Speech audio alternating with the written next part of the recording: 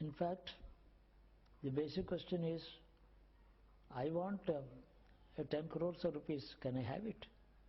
It must be part of my destiny if I am born to be wealthy or born wealthy. Either way, there is money. Sometimes people are not born wealthy, sometimes are born to be wealthy. The method of acquisition of wealth is very more important than what you have. Suppose a man is hard working, morning to evening he is doing some labor and earning about 100 rupees today. That is supposed to be enough for him. There is someone else who is working about 2 hours a day, getting $1 million a month. Someone else is owning a mining or a huge establishment of a business.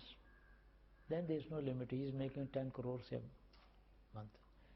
So recently we have had a big list of world's richest people, in which you would have found out that there were 3 or even 4 Indians. Does it mean that they have enough or more than enough?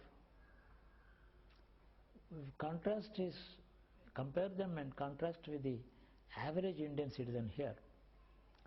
Average citizen is nowhere near them.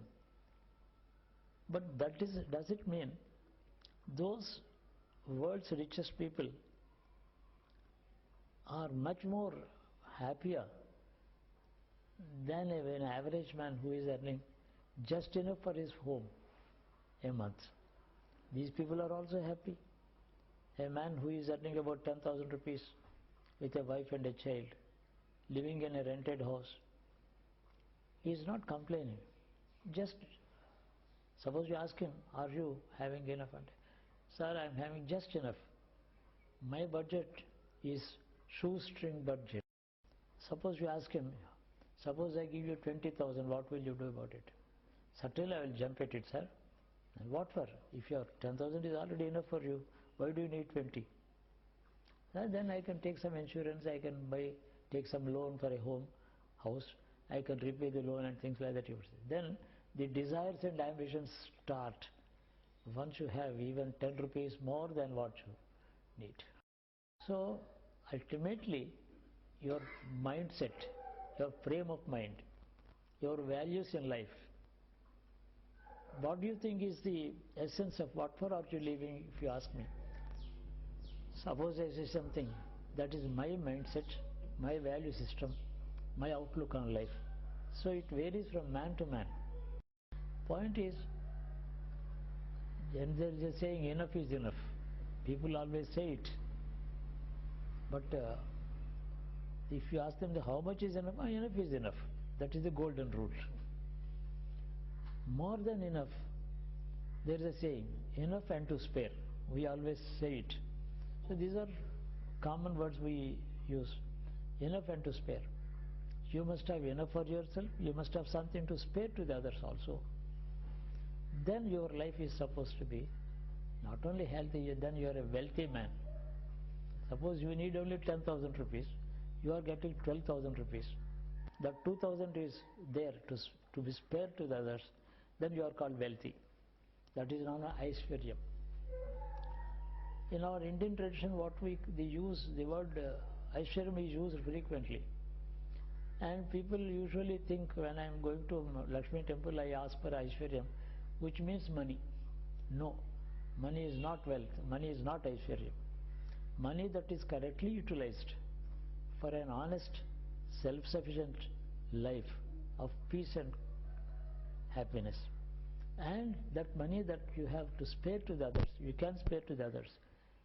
And you have the mood and you have the nature in you to be able to give away the money to the needy, then you are a wealthy man. How much is not the question. There is no money scale in it. There is only the value scale in it. There are stories in our country, in the ancient Puranas.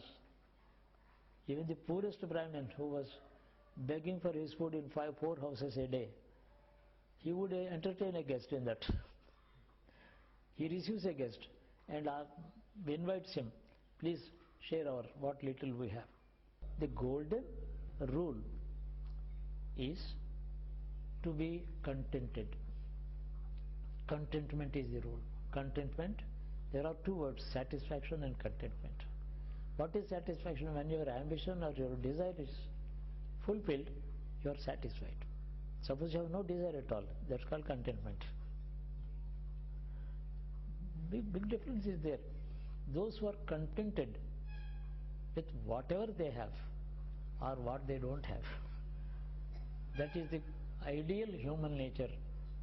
Why do you say it is a great quality? What is the reward for this?